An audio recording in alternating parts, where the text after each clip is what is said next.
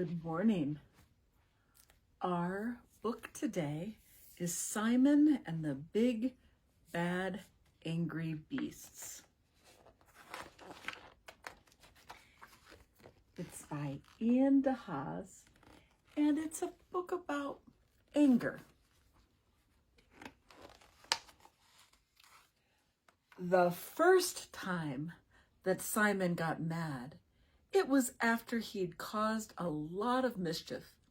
His father had punished him, and Simon was angry with the whole world. He was so mad that he had a big temper tantrum.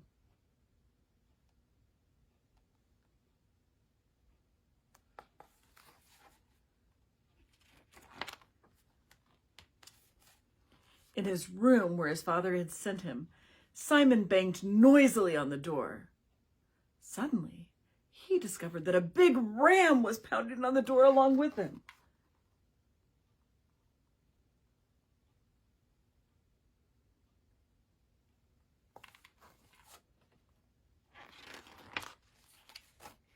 It was great. It was marvelous.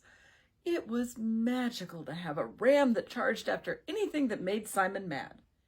If Simon's father asked him for something, bam! The animal knocked him down. Uh-oh. Does that look like a good idea? The second time Simon got really mad, he had just lost a game and didn't think it was fair. Suddenly, to his absolute amazement, he saw that his ram had transformed into an alligator.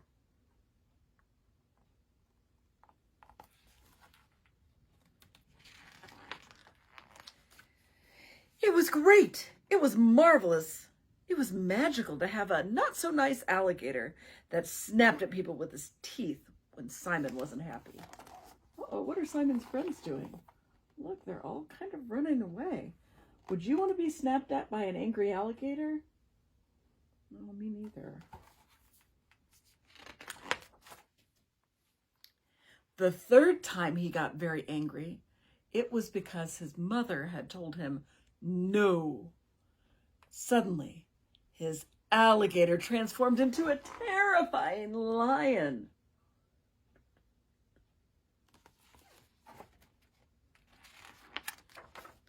It was great. It was marvelous. It was magical to have a great African lion by his side. No one dared refuse him anything.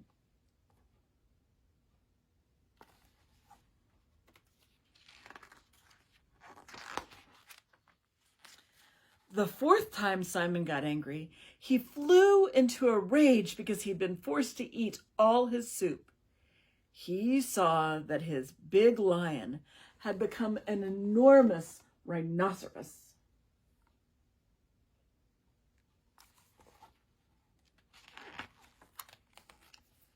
It was great. It was marvelous. It was magical to have a fearsome rhinoceros at his service.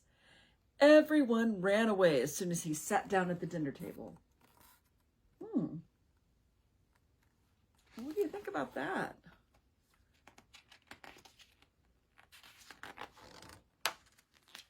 Then one day, Simon's anger burst out without any reason. It was so big and so dreadful that his rhino changed into a frightening dragon.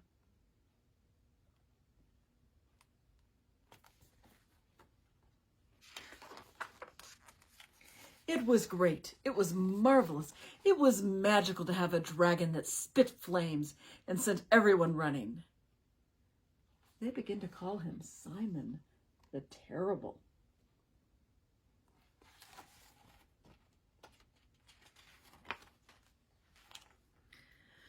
But then he realized that his parents, his pals, his best friend, none of them wanted to play with him anymore. Suddenly he felt quite lonely. Why do you think nobody wanted to play with Simon anymore? Could it be because he kept getting angry and kept creating these big beasts that would go after them? It was not so great. and not so marvelous, and not so magical to have such anger. He would have preferred to get a hug from his dad, or a kiss from his mom, or to play with his friends, like before.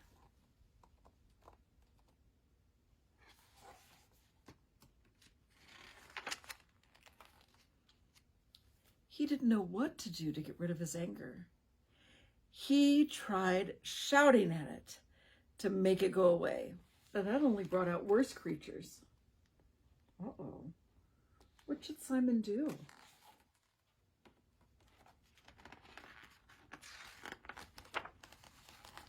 So Simon found a quiet spot to sit down. He closed his eyes and concentrated hard until calm spread through his whole body. After a few moments, he felt as if his dragon had exploded into a thousand butterflies, each one carrying a little piece of his anger away.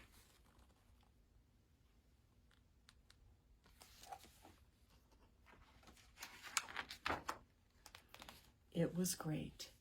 It was marvelous. It was magical to be calm, quiet, and peaceful. Everyone told him that his pretty butterflies were much nicer than the horrible dragon.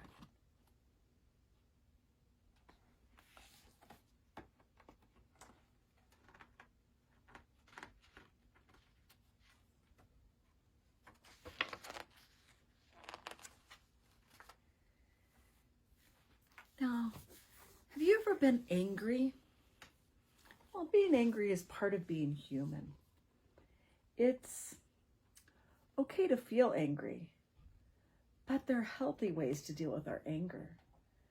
We can be angry, but walk away for a few minutes until we have calmed down.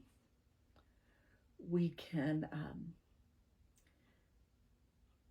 stop and calm down. We can take deep breaths. We can count to 10. We can go and do something else if we need to, just to get away. But there are appropriate ways to deal with our anger. You see, when Simon just got angry and got madder and madder and madder, he created all of these angry beasts. And that made it hard to be around Simon.